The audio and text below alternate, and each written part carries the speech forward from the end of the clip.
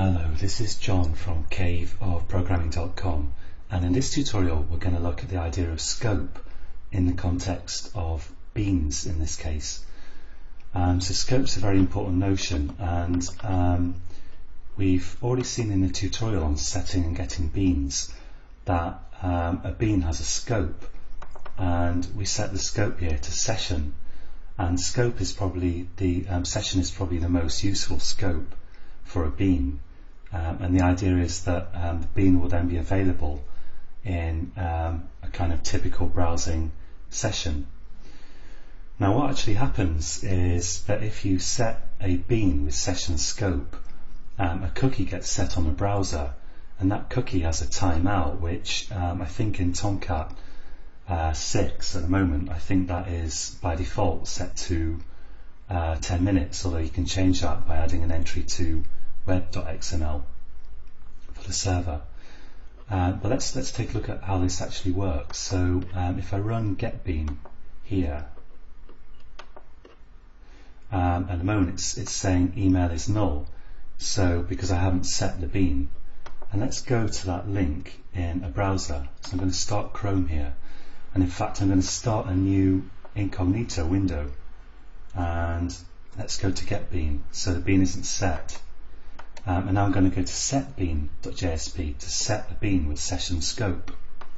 And if I now go to getBean in my browser, and just to show you I could go to some other URL first, so it doesn't have to be literally the next page, then the bean is now set. But if I quit this incognito window, and the reason I'm using this incognito window is because it will clear the cookies when I quit it. So I quit that and start a new incognito window again and go to getBean. Now it's back to null. So you see that a bean with session scope depends on the cookie for its existence. If you don't visit a page that uses this bean for 10 minutes, then that bean will expire. But the cookie can survive browser restarts, because let's go to setBean here. So I'll go to getBean to start with, so that's not set, and let's go to the setbean.jsp that sets the bean, and I'm going to go now to getBean again, and there's my bean set. And let's just copy that URL, go to my home page, quit Chrome, now start Chrome again, and let's go to getbean.jsp, and you can see that the value is still set, because although I restarted the browser, I didn't clear the cookies, and therefore the bean is still around. So that's session scope, and it's kind of trying to capture the idea of a typical sort of browsing session where you're going to be visiting pages at least every 10 minutes or so. Now, as I say, there are a few other scopes. There are 3 other, in fact, and to demonstrate those, I'm going to create a new JSP page here. Let's create one called setPageBean.jsp, and we're going to take a look at the page scope, and I'll also create one called let's see, new. Actually, I'll right click the project here, right click and go to new JSP, and I'll call this getPageBean.jsp. Hit finish, and I'm going to go to setBean.jsp, copy the contents of this and paste them into my setPageBean.jsp, and I'm going to change the scope here to page, and let's change the name of the bean, which at the moment I've got set to user 1.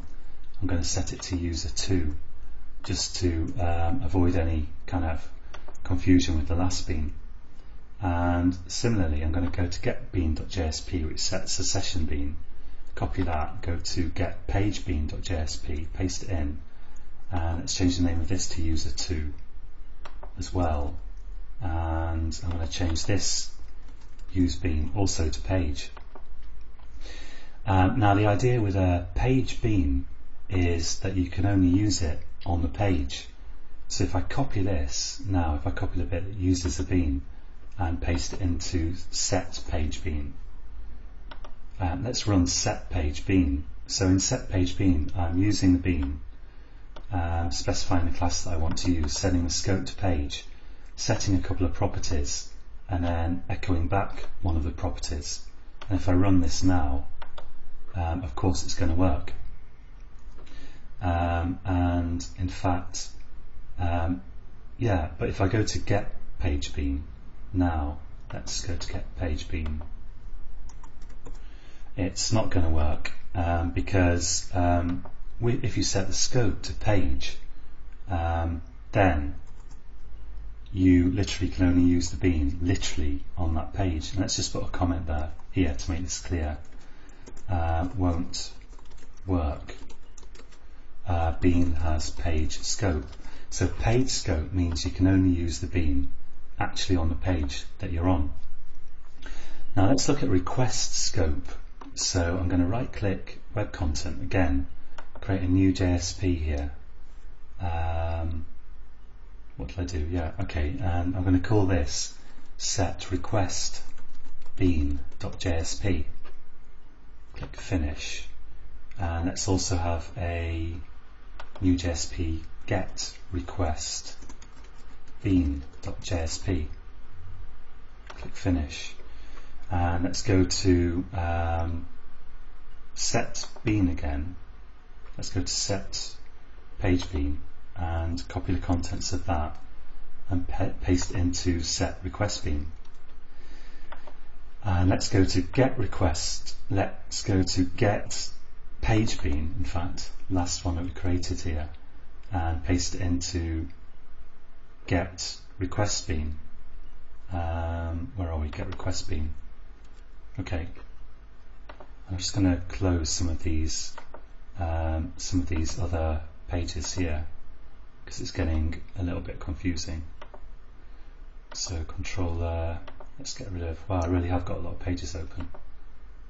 Okay, there we go. Right. So we've got set request bean and get request bean, and I'm going to change the scope here to request. Sorry. Change the scope to request. So let's change that for both of these pages, the set and get page. And I'm going to change the name of the bean as well to avoid confusion to user 3. User 3, user 3, user 3 here, and here I'll have user 3. Now with set request, if I use the request scope, of course it's going to work on a page that I'm on. So if I run this now, there we go, that's setting and getting it within one page. But let's get rid of this now, and what I'm going to do is I'm going to, actually first I should show you, here I've got this get request bean. Let's run set request bean. Okay, so now that's set the bean, and let's go to get request bean, and in fact it can't get it. And the reason for that is that with request scope, your bean is limited to the scope of one request from the browser.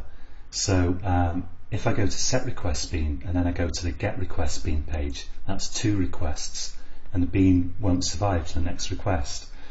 If I have a, let's take a look at, for example, a redirect. If I have a, let's have a request, actually I think it's response.send redirect. Send, because I want to send a redirect response to the browser telling it to redirect. And let's see if I can redirect to the page get request bean.jsp. I think that's right. So now let's run this set request bean.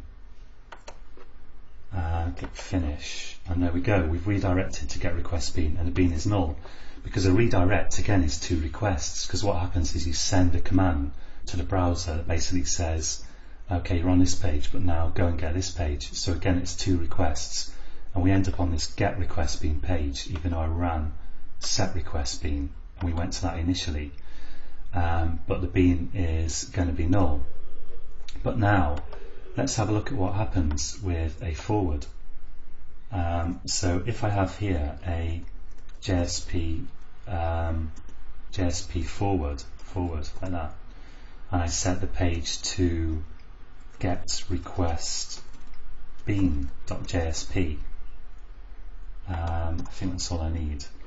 Then now if I run set request bean, we're gonna go to set request bean page, but in the same request we're actually gonna data we're gonna get back will be from get request bean, because that's what a forward does. So the browser only sees, the browser only makes one request, and because we're within the scope of one request, now the bean can be retrieved in get request bean. And you'll notice, as I explained in a previous tutorial, we're still seeing the URL set request bean, because a forward literally just takes the contents that would have been output and replaces it with the contents of the forward. So your browser only sees one page, it's one request. And finally, we've got application scope, which is also very useful. So let's create a new JSP here and call it set application bean.jsp. Click finish, and let's create a new JSP get application bean.jsp. Click finish.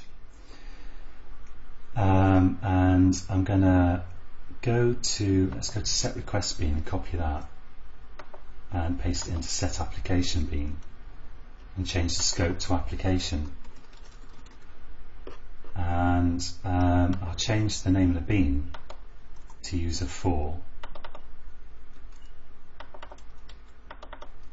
I'm going to get rid of this forward as well. And let's go to get request bean, copy that, and let's create a new file, new JSP, set application bean.jsp. Oh yeah, I mean get application bean, because I already created the set one.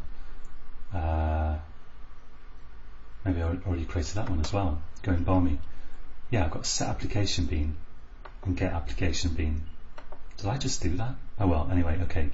So let's have a look at get request bean here and copy that and put it into get application bean. And so my set application bean, so there's get request bean, let's get rid of that. My set application bean has the bean name user4 scope application, and get application bean here, I also want to set it to user4 name of the bean, and scope again application. Now the application scope is great because it means that the scope of the bean will be your application. So let's go to set application bean, and I can go to get application bean here. And in fact, this is not dependent on cookies, so even if I copy this, start a completely different browser, different cookies, and go to get application bean, the bean is still set. And in fact, if you have if you use an application scope for your bean, the scope of it is going to be your whole application. So let's for example, let's just quit this browser and stop Tomcat like that, and let's run get application bean again. So if I run that now, whoops, I went to set application bean by mistake. Let's check I didn't do anything funny here. That seems okay. Let's restart Tomcat again. So I'm going to stop it, and actually let's try going to controller.java, because that definitely doesn't have anything to do with beans. So I just want to restart Tomcat, and then let's start a browser here and go to get application bean, and we can see that the value is not set because I restarted my application, and so the value was lost. So with the application scope, your bean persists as long as your application is up and running, and it's valid for any number of users. So like you could have one user set it and another user get it, for example, in a different country or something. It doesn't matter. So it's not for application scope, it's not limited to a browser, it's not limited to a session, or it doesn't depend on cookies. it's purely associated with your application. And of course, if you wanted, you could have the application save the value of it before it shut down or whatever.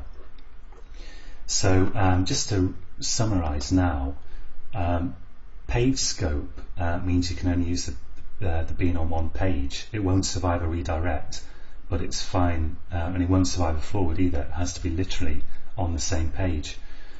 Request scope means your bean is scoped to the request, so as long as you're making one request in the browser and getting a page back, the bean will be there, and that means it's no good, it won't survive a redirect, because that's two requests from the browser effectively, but it will survive a forward, because a forward happens within one request. Session scope basically sets a cookie in a browser that expires after like 10 minutes.